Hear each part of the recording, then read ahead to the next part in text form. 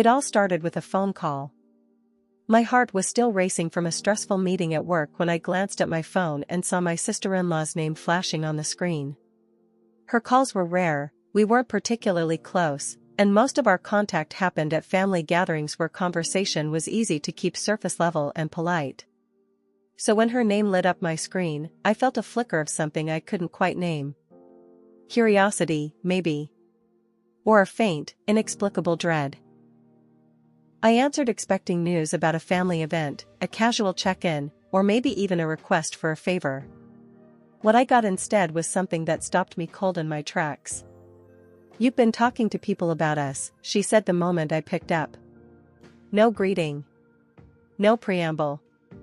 Just an accusation, sharp and direct, landing like a stone in still water. Spreading lies behind our backs. "You think we don't know?" My stomach dropped. The air seemed to leave the room.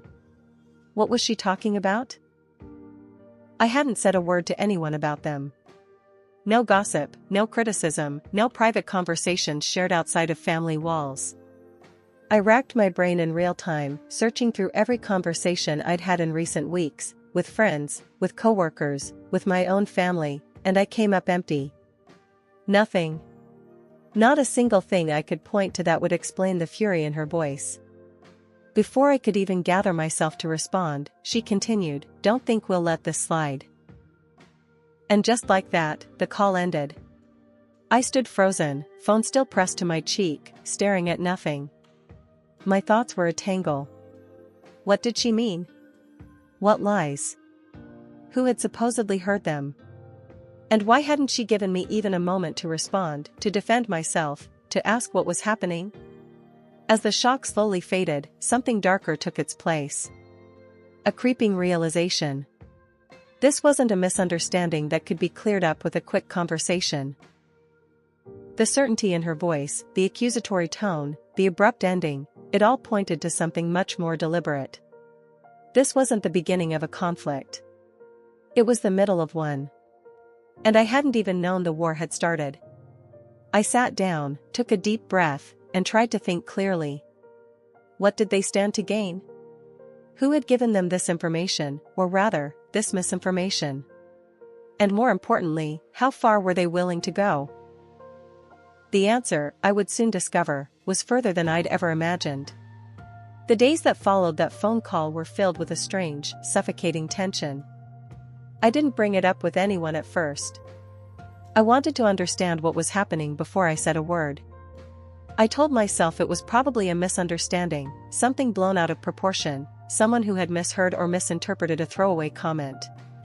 I wanted to believe the best. But then the whispers started. It wasn't just my sister-in-law anymore. There were subtle shifts in the way family members interacted with me. Conversations that used to flow easily became stilted and guarded. People who had always greeted me warmly now seemed uncertain, their smiles not quite reaching their eyes. Little comments, offhand, deniable, would land in the middle of otherwise normal interactions, leaving me unsure if I'd imagined them. "I've heard you've been causing some trouble," one cousin said, laughing it off like a joke. But his eyes weren't laughing. Then came the conversation with my father-in-law. He had always been the calm one in the family, the measured voice of reason who approached things thoughtfully. I had respected him for that. We were sitting down to dinner when he leaned in, lowered his voice, and said, "I've been hearing things." My stomach tightened. "What kind of things?" I asked. "People are saying you've been spreading gossip. Sharing things that were told to you in confidence." He looked genuinely troubled. "That's not how we do things in this family." I stared at him. My mind went blank, then flooded. What secrets? What gossip? What was I supposed to have said, and to whom? He couldn't, or wouldn't, give me specifics. He'd heard it from others. That was all he knew. That was when I understood, this wasn't one person's mistake or one bad day. This was coordinated. Someone had been actively telling people things about me, false things, and had been doing so quietly, methodically, in a way designed to isolate me from the people I cared about without giving me any chance to respond. My mother-in-law was the coldest of all. She had never been effusive with warmth, but there had always been a kind of grudging mutual respect between us. Now, every interaction felt like a test I was failing before I'd even begun. Her eyes would narrow when I spoke. Her responses were clipped, dismissive. It was as though she had already made up her mind about me and was simply waiting for the moment to make it official. I started taking notes. Not out of paranoia, but out of necessity. If this was going to spiral, and my gut told me it was, I needed to be able to account for what was being said and when. I documented every strange interaction, every offhand comment, every conversation that seemed designed to chip away at my standing in the family. I didn't know yet exactly how I was going to use it all. But I knew that when the time came, I needed to be ready. As the weeks wore on, the situation crossed a line I hadn't anticipated. It was no longer confined to family. It had started to bleed into my friendships, my social world, even the edges of my professional life. I noticed it first with a group of friends my husband and I had socialized with for years, people who had known us both before we were married. Conversations became slightly too careful. Invitations became slightly less frequent. Nothing definitive, nothing I could point to and say with certainty, this is because of what they've been saying. But the accumulation of small changes was impossible to ignore. Then came the phone call that confirmed everything. One of my closest friends, a woman I had known for nearly a decade, someone who had been in my corner through every difficult season of my life, called me one evening. Her voice had a carefulness to it that I immediately recognized as the tone people use when they're about to say something they've been putting off.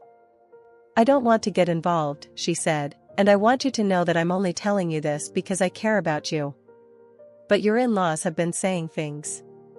Telling people that you've been stirring up trouble, spreading rumors, trying to cause problems in the family. A few people have mentioned it to me." I thanked her. When I hung up, I sat in silence for a long time.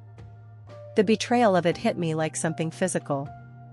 My in-laws weren't just managing an internal family conflict, they were actively campaigning against me outside the family. They were going to people who had nothing to do with any of this and poisoning those relationships, too. I was being erased. Quietly, systematically, and with a smile. I turned to my husband. I laid it all out. The phone call from his sister, the dinner with his father, the conversation with my friend. I told him what was happening, as clearly and calmly as I could. He was quiet for a moment. Then he said, "They're just old-fashioned. They don't always handle things the best way. Try not to let it get to you." I stared at him. "They are telling people outside our family that I'm a liar," I said.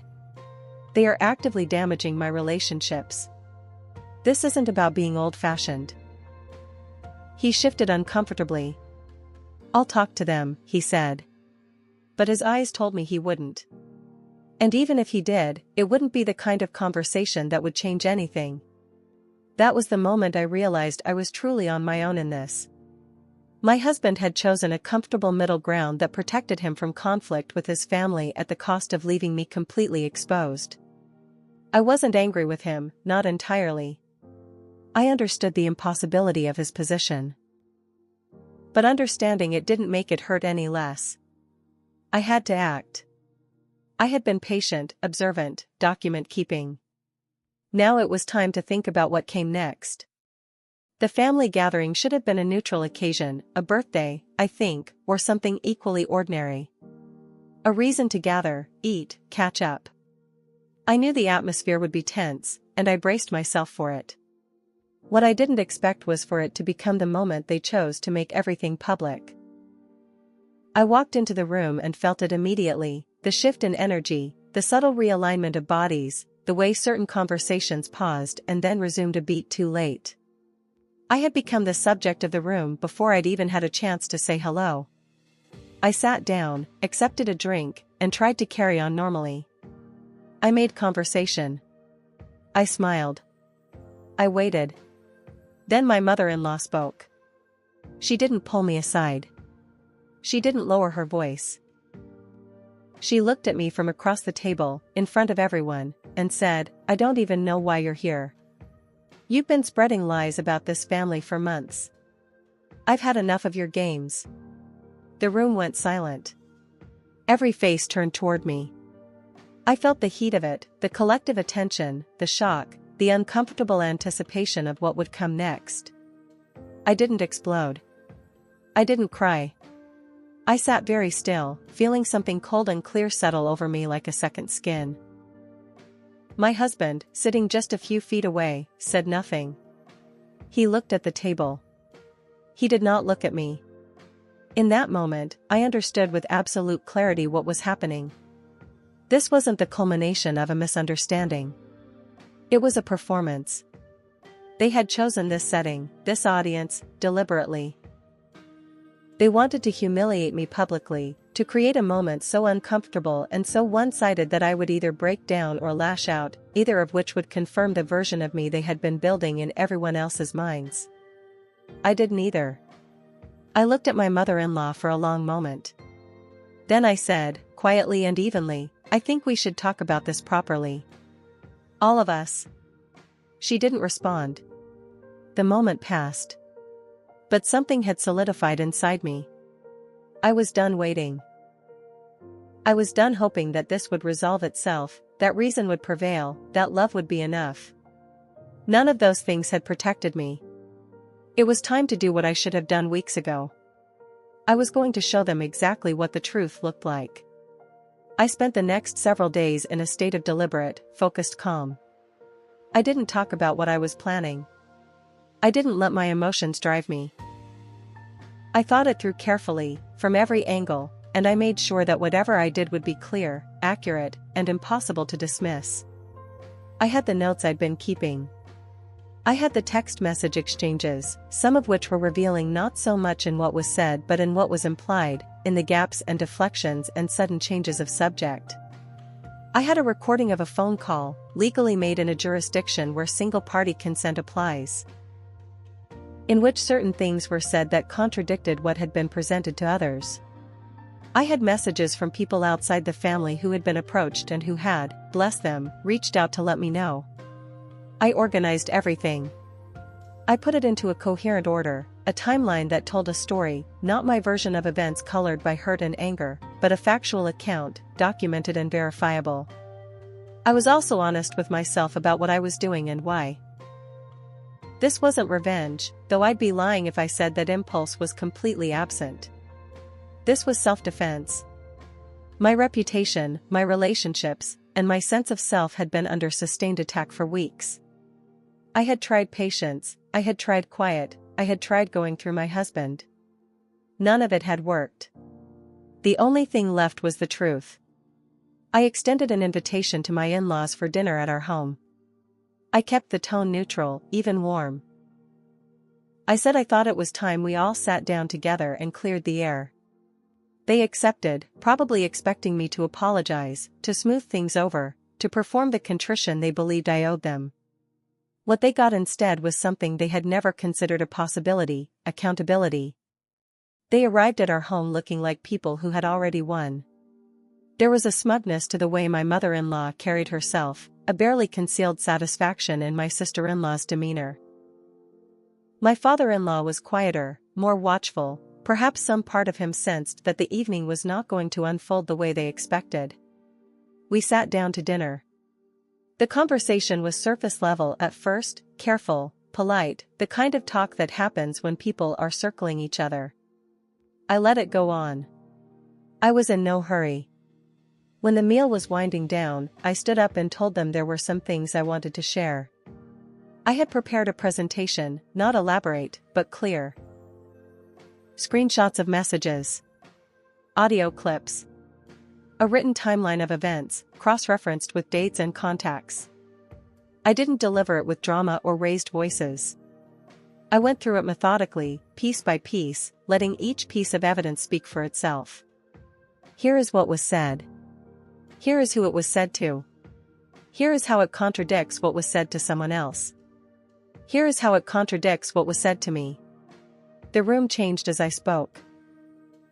My sister-in-law's smugness dissolved into something that looked very much like panic. My mother-in-law's face cycled through indignation, then calculation, then a kind of rigid blankness as she ran out of angles to work. My father-in-law sat very still, his expression difficult to read, somewhere between shame and grief. My husband sat at the far end of the table and said nothing. When I finished, the silence was absolute. I sat back down. I folded my hands on the table. I waited. Nobody spoke for a long time. And in that silence, something that had been coiled tight inside me for weeks finally, slowly, began to loosen. The room remained frozen for what felt like a very long time. The silence was the kind that carries weight, that settles over everything and makes the air feel thick. I watched faces. I waited. My husband was the first to speak. His voice was strained, careful. "I didn't know," he said. "I didn't know it had gone this far." He looked at his family, then at me, and for a moment he seemed genuinely lost. Caught between two worlds he'd been trying to keep separate and discovering, in the worst possible way, that he couldn't. My mother-in-law said nothing at first. Her jaw was set, her eyes hard. She was a woman who had spent a long time being the center of gravity in her family, the person around whom everyone else orbited, whose version of events became the official record. Having that dynamic upended, in her son's home, no less, by the woman she had been trying to diminish, was something she clearly had no framework for. Eventually she said, stiffly, that some things had perhaps been miscommunicated. It was not an apology. It was the closest thing to one she was capable of offering, and even that seemed to cost her something. My sister-in-law left early. She made an excuse about needing to be somewhere, gathered her things, and was gone before anyone could say much. The ease with which she exited, the way she seemed to fold herself out of the situation and disappear, told me something about her character that I would not soon forget. My father-in-law paused at the door on his way out. He looked at me for a moment and said, quietly, "I'm sorry you were put in this position." It was more than I'd expected from any of him. I thanked him for saying so. After they left, my husband and I sat together in the kitchen for a long time without speaking. There was a lot to say and we both knew it, but neither of us was ready to begin. The conversation that needed to happen between us, about his silence, about his choices, about what came next for us, that was going to take time. It was not going to be easy. And I wasn't sure, in that moment, what the outcome of it would be. What I did know was this: the lying was over. Whatever happened next, the foundation of false narratives they had built so carefully had been dismantled. I had done that. I had walked into the fire and I had not burned. In the days that followed, I had a lot of time to think. And the more I thought, the more I understood something that I hadn't fully grasped in the heat of everything: truth is not a weapon that leaves its user unscathed. Wielding it comes with costs of its own. I had imagined, in some part of my mind, that revealing the truth would feel like a release, like cutting a rope that had been pulling me under. And in some ways it did. The lies were out. The campaign against me had been exposed. People who had been fed a particular version of events now had access to a fuller picture. But the damage done in the weeks before that moment didn't simply undo itself. Trust, once broken, doesn't snap back into place because the record has been corrected. Some of the people who had heard things about me and believed them, or half believed them, or held them in the back of their minds, would continue to carry that residue regardless of what they now knew. That's simply how it works. The correction rarely travels as far as the original lie. My relationship with my husband had been strained in ways I was only beginning to understand. He hadn't been the source of the campaign against me, but his silence had allowed it to continue. That was something we were going to have to reckon with honestly, and I didn't know yet whether we would come out the other side intact. I had also learned something about myself that was both uncomfortable and necessary. I had stayed passive for too long. I had waited, documented, hoped for things to resolve on their own, when action had been needed much earlier. The lesson wasn't that I should have been more aggressive. It was that I should have trusted my own perception sooner. When I first felt that something was wrong, I was right. I just hadn't given myself permission to act on it. Truth matters. Standing up for yourself matters. But they come with consequences, and going in with eyes open, knowing that things will get harder before they get easier, is the only way to navigate what comes after. Something shifted in me after all of this, something I'm still learning to put into words. I had entered that family as someone who genuinely wanted to fit in, who worked hard to be liked, who extended grace and patience and gave the benefit of the doubt long past the point where it was warranted. That's not entirely a bad quality. But I had let it tip into something less healthy, a willingness to minimize my own discomfort in order to keep the peace, to absorb blame that wasn't mine, to stay quiet when I should have spoken. What happened with my in-laws forced me to confront that pattern. Not just in my relationship with them, but in the larger story of how I moved through the world.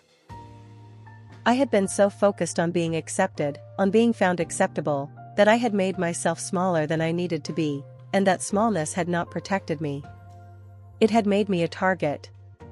The woman who sat at that dinner table and methodically dismantled a months-long campaign of lies was not a woman who had shrunk herself to fit anyone else's comfort.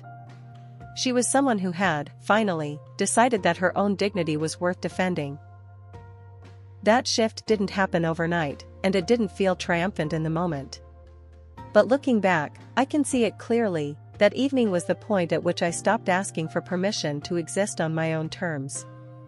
I won't pretend that the experience left me without scars. I am more cautious now. I watch more carefully. I am slower to extend trust and quicker to listen to the quiet alarms that go off when something doesn't feel right. Some people might call that cynicism. I prefer to think of it as clarity. I am also, unexpectedly, more compassionate, not toward the people who hurt me, but toward others who have been in similar situations. I understand now, in a way I didn't before, what it feels like to have your version of reality challenged by people who should know better. I understand how isolating it is.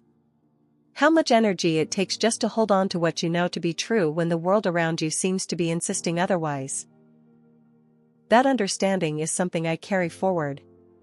It is one of the few things I am genuinely grateful for. Rebuilding after something like this is slow work. It doesn't happen in a single decisive moment, it happens in small, quiet increments, over weeks and months, in the spaces between other things. I began by pulling back from the relationships that had become toxic. This wasn't dramatic or final in most cases, it was simply a matter of redirecting my energy.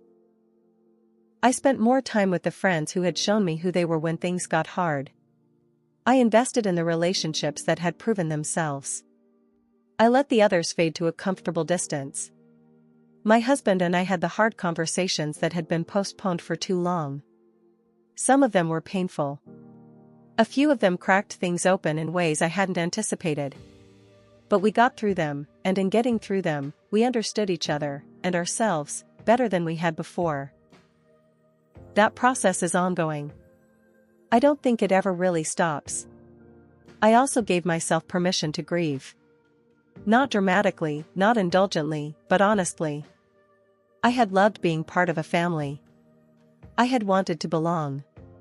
The realization that belonging was never truly on offer, that I had been, in some sense, on probation from the beginning, was a loss worth acknowledging. Pretending it wasn't would have been its own kind of dishonesty. As time passed, the weight of it all began to lift. Not all at once, and not completely, but in the gradual way that pain retreats when you stop fighting it and simply let it move through you. I am not the same person I was before any of this happened. I don't think I would choose to go back to that version of myself even if I could. She was kinder, perhaps, in a naive sort of way. But she didn't know her own strength yet. She hadn't tested it. Now I have. There is a particular kind of peace that comes not from the absence of difficulty but from the knowledge that you have survived difficulty, that you have been tested and found that you do not break as easily as people assumed. That peace is harder won than the other kind. But it lasts longer. I am at peace. And I am still becoming.